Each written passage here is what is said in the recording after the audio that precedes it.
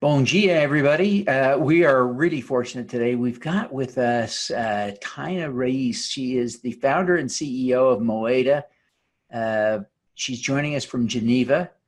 Uh, she's a big deal, working in the blockchain space, crowdfunding for social good space. Oh my gosh, I am so excited. She's doing some of the coolest stuff in the whole world. You don't want to miss this episode.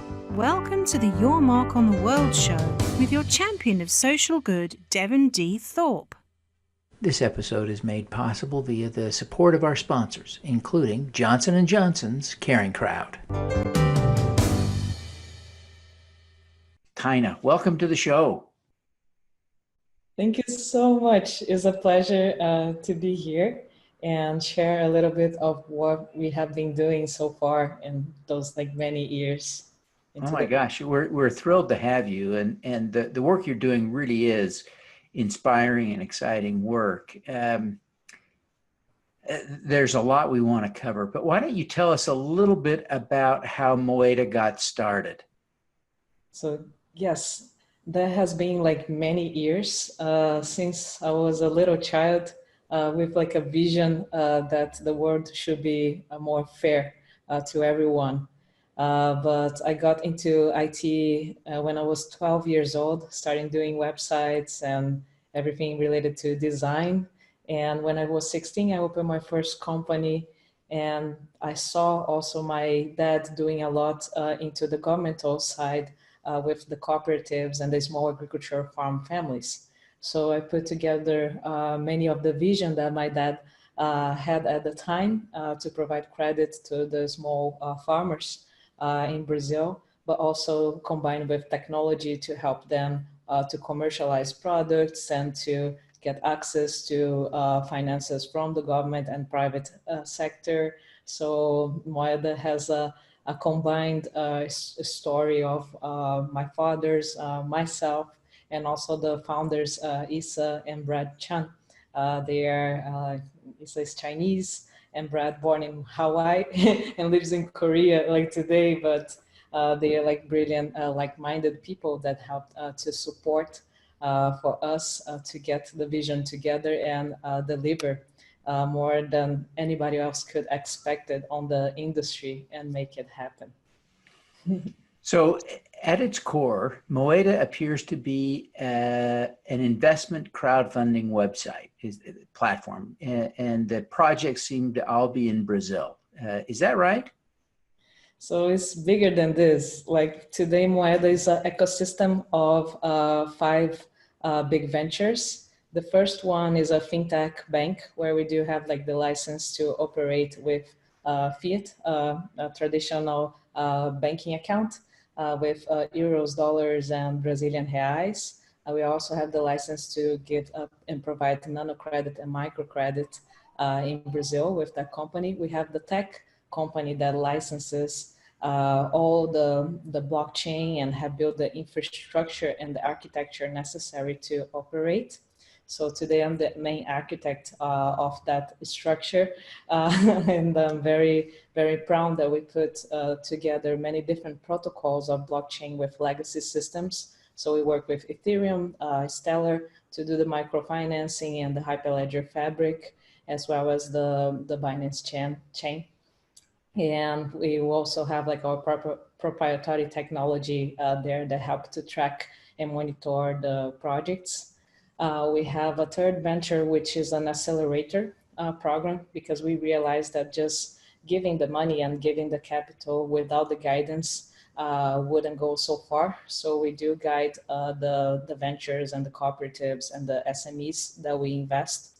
And we created this full accelerator program where we help from the business plan to the commercialization of the product. And the other venture is an exchange, because we needed a facility to facilitate, to bridge the world between the new economy, the crypto, and the traditional one, the fiat money. So we do the exchange, and we handle that ourselves within the ecosystem. And the other venture is a marketplace, because being an entrepreneur is not easy, and to put the product on the market is not easy. So by having this like online store, like to showcase the products of the ventures that we invested, we also help with this full holistic and circle, like where we can like invest and help to commercialize the projects, and just all the way track and monitor with all the transparency that is required. So I thought that I would build like one company, and we ended up building 5 companies. And now we also have a fund in partnership with Bamboo Capital Partners. They are based in Geneva. That is where I am right now. So, and also the government of Togo in Africa, where we are expanding next. So we are putting together a fund that aims to achieve like 100 million. It's like our next target to grow into African countries. So that next do Brazil. And I'm very excited. Like, it's like a lot of things, and it's a big ecosystem that we have been creating with a lot of brilliant people on board. We have a big team too. Yeah. And very excited. Well, you have done a lot. You have accomplished a lot. How much money have you raised for Moeda? So the first initial coin offer, the ICO, we have done in August 2017. We raised $20 million in a period of 2 weeks, and mostly from Chinese, between 20 and 28 young Chinese. Like, we had 841 investors, and was a beautiful thing. I would never imagine raising the funds, and for me it was very difficult to raise on a traditional way, like VC turns, like, and especially because I'm a women entrepreneur too, so it wasn't never like easy for myself. Like in Brazil, my other like tech companies have been into the IT space for many years, like more than like 18 years right now. And the crypto and the blockchain allowed me to really implement the full vision. And the people in China, like from the other side of the world, they understood that very quickly, and I was able to get it started. So from the 20 million, we allocated 10 million for the funds to initiate the first funding and microfinance and the accelerator program and everything for first the cooperatives, and now the SMEs and individuals too. And the other 10 million we allocated to for operations and salaries and everything that the company needs to fly for many years. But now with the expansion, we have also the funds coming from the traditional impact investment world. So what is how has the value of your coin changed since it was issued in the ICO in 2017? So the value is taking in consideration that the crypto space is very volatile, has been quite stable. So we issued the coin for $1, and today is like 1.30. So we have been like between 90 cents and 1.30. The big peak was when we got into Binance and was like almost like $6. But we have been quite doing well because we deliver more than people were expecting, and we do like weekly reports with our investors. So they really trust us after we promised and delivered what we promised on the white paper. And it's not a white paper anymore. It's show companies, and they see that benefiting a lot of people. Yeah. So, yeah. So what did the investors receive with the coin? What does the coin entitle an investor to receive? So the utility of the currency is for the investments, the direct investments into our ecosystem and website. So the token holder can go into Moeda after the KYC process. We ask for identity and like normal onboarding into the ecosystem, and they receive a wallet. It's our Moeda wallet, and they can start investing on the project. So you can pick and choose and select one of the projects, and the return of the investment is between 4% and 10% between 4 months and 12 months, which is quite good for like an impact investment point of view. And you can track the investment from the time we receive the application, from the business plan, the customization of the loan, the due diligence, and monitor the process after they receive the money, what they have been done and accomplished the milestones, and measure the impact and results. So you can do good and well at the same time, like have the returns on the investment and as well as the impact footprint and what by the dollar that you invested. So what we do in Moeda is we exchange that for a stable currency that they use in Brazil, because Dona Maria, Dona Silvia, the farmers and the people in the SMEs, they do not understand and they don't need to deal with the crypto volatility. So we decided to issue this stable currency, and we choose the Stellar protocol to issue that because it's better for microfinancing, it's less fees than the Ethereum protocol. There's no gas there, so it's more like the lumens is very, very, very low. So that for us also to increase the adoption. So what they know is the local currency. So they can equiparate that very quickly and they get on board very quickly, and the payback of the loan is into the local currency, and then we convert back, and the investor can choose to keep in the local currency, reinvesting in the other projects, or exchange back to MDAs and then cash out into any exchange that we are today mostly on the volume and liquidities on Binance, but we have other 20 so exchanges.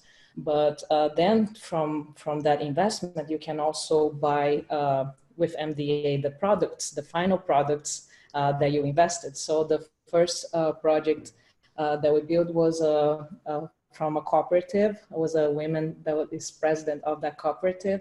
So we financed her to do handmade beer, and the beer went very successful. The payback was even before we planned it. So we planned that payback to be on 6 months, and she managed to do it in 4 months. So the investors were happy because they received the payback even before. It was like 10%, but we also had the amazing product that we have on the marketplace on the website that they can buy the product.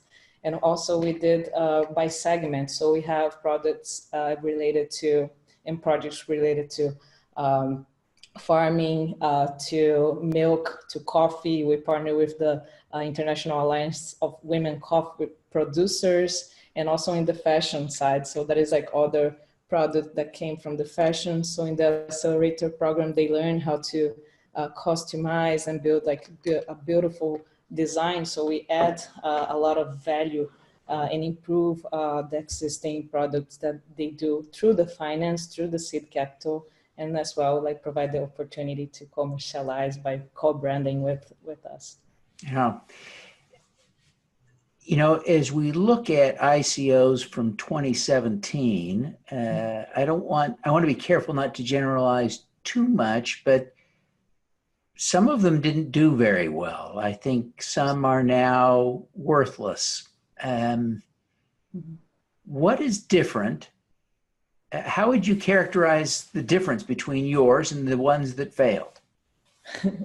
Yeah, actually more than 90% failed, which was bad for the market in general. A lot of people, many amateurs in the space, and that's more than we professionalize and see this as an actual business and a company, and that's governance, and that is a lot of things that play into it. But also we see, for me, as my mission in life. So I planned to do that for a long time, and I see as a catalytic way to embrace. And we were like a early stage, a startup that had the opportunity to open an IPO and be public at the same time, because when you issue the token, all of a sudden you have a lot of people on board.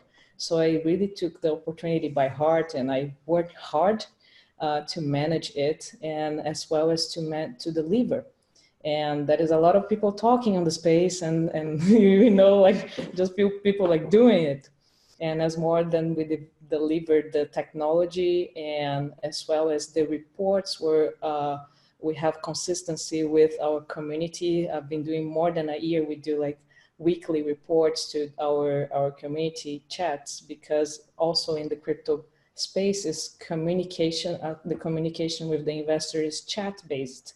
So it's not like a normal public company when you have like quarterly reports that people in the crypto will now wait 3 months to get on a report. And when you realize that, you start to build trust with the investors, and as the communication strategy and plan alongside with the deliverables and the growth with the technology.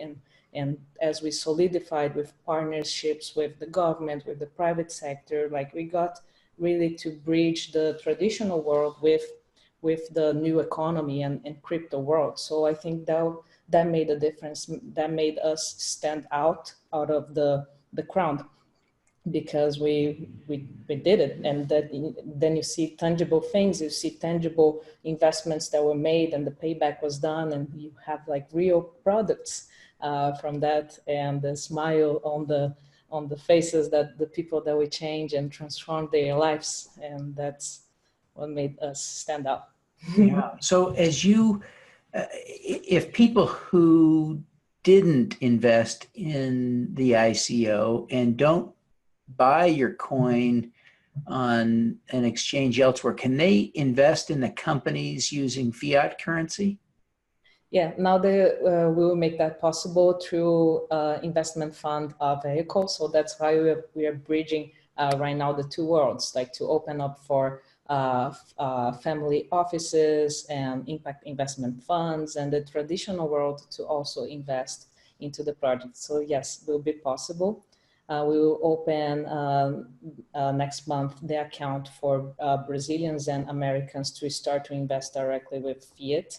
It will be also possible to invest with like credit card and like other means, because we do want to democratize the way that we do impact investments. So today you can start investing with crypto, because for the remittance is easier process, but we'll open up there. So today anyone can start with $8. That is the minimum amount of investment that you can do, and can go up to like whatever you want to do more. And then will be more options even for the bigger traditional funds that we are putting in place in Brazil and in Luxembourg right now with Bamboo Capital. So yes. Very, very interesting. Very interesting. Well, Taynaah, what is the most important lesson you've learned since you launched this business? I think is to be humble, to learn every single day, because there was no manual, there was no like franchising way to do where someone like has done and then you just follow. And you need to be humble to say like, I need to understand this better, and I need to be able to make mistakes and fail and then restart again and pivot and do everything it takes and test and get them to measure progress, and to really move forward in the industry where we are like pioneers, that no one has done. Many of the things are really disruptive. So we need to be able to test and learn very quick and move very fast. Especially in the crypto space, 1 week equals 1 month. Like 1 month in crypto is 7 years or more company. I see us like a startup on steroids. Sometimes everything moves so fast, and the space is very anxious to get responses and answers, and being also professional helps a lot of other companies in the field, like in supporting other companies is key too, because once we learn and you find a vulnerability on a protocol, if you can share that with other company and you can see the path and like, oh, that solution, try this, not try this. So today I see what I learned, also I can share and support like other people to move quick too with the solutions, because the technology is still very, very new. and is getting to a maturity point that we need to be like more professionals in the field and help and support each other to learn. And we will be learning every day. Every day will be something new coming up, and I'm lucky that we have that ability to test protocols and continue learning and continue improving every day. So Taynaah, what is your superpower? My superpower, I think my superpower is to be a missionary, like an ambassador and advocate for the vision that keeps the teams in alignment with the heart that I put into everything that we touch, and from building the architecture, like coding with my heart, to executing everything, like is being that advocate for the change and the transformation that I do want to see in my country and in many other countries that I can help and support. I think that's it. Fantastic. Well, Taynaah, thank you so much for taking the time to be with us today. I know you're busy and you've got to run, but before you go, would you take just a minute and tell people how they can learn more about Moeda and how they can connect with you personally? Absolutely. So you can find us through our website. It's Moeda, Moeda, seeds, as in seeds, SEDS.com. And our social media and networks and Instagram and Facebook are all Moeda Seeds. So feel free to connect directly with me through any of the social media, Telegram, WeChat, Facebook, and as well as our main page. I'm very, very happy that we had the opportunity to share a little bit here in your show, the Moeda and the work that we do. Thank you so much. I'm very fantastic. Well, Taynaah, thank you so much for taking the time to be with us today. We wish you every success in funding more great businesses to change the lives of people who stand to benefit from them. Thank you. Thank you. All righty. Let's do some good. At Caring Crowd, we believe everyone has the power to make a difference. Through our crowdfunding platform for community health, we empower passionate people to drive real change.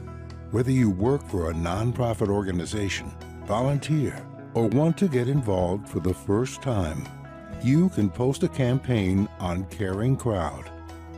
Join us, because caring is where change begins. Thank you for listening. Devin Thorpe's mission is to end extreme poverty, improve global health, and mitigate climate change before 2045 by finding and sharing the stories of those who are doing the most good. You can join with other listeners to accelerate Devin's mission by visiting helpdevin.org right now.